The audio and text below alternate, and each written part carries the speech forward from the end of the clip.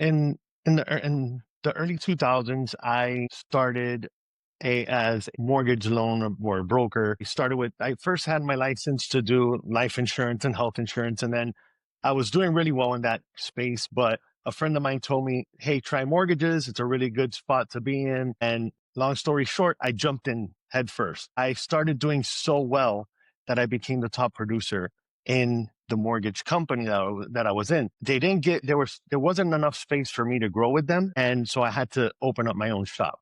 And doing so, I was able to open that shop, have an office here in Miami. I had one in St. Augustine. I had about 25 different loan officers that worked for me, and life was good. Things were good. I don't know. It was everything that I touched turned to gold. And Wow, then, that's amazing. And and and and then we from went the other into, career from the other career to this one, like, that's amazing, but yeah. how did that completely change?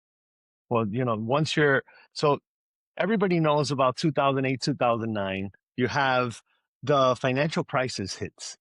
And I had everything into that one field. I had everything into real estate. We were trying to build a 5,000 acre parcel somewhere here in Florida.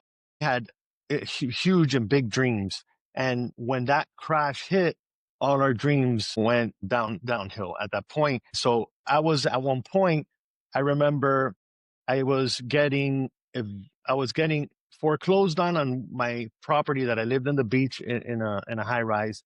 I was getting foreclosed there. I had 20 other properties that were getting foreclosed, and I had one property to just stick with. And it's still the property I have today.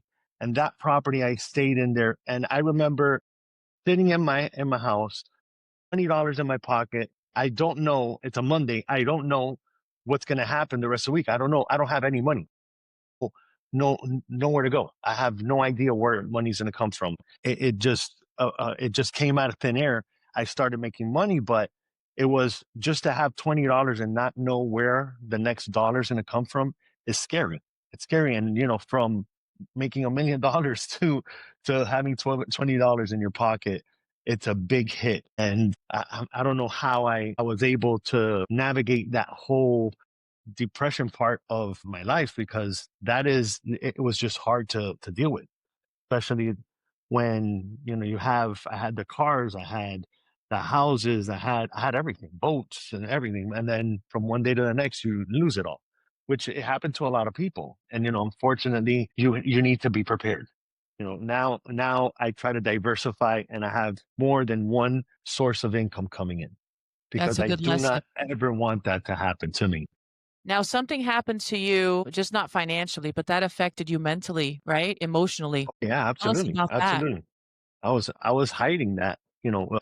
You're you different people deal with stress different ways. And my relief was going out every day to party, and I started drinking. I had never drank in my life. Like I told you before, all I did was I didn't even like to drink. And it turned me into starting to drink, go out every day.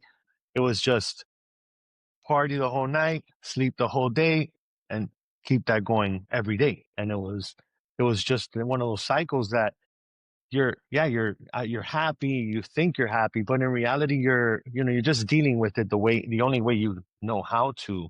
And my way was that way, the party, and it wasn't easy. It wasn't easy, and that's what eventually you get people into your life that are good, and that it's like birds of a feather flock together. If you hang out with the bad people, you're going to become a bad person. And I didn't really believe in that, but it's 100% true. And, once I met my wife, I was able to turn that thing around, and she motivates me to get better. Absolutely. Yes, and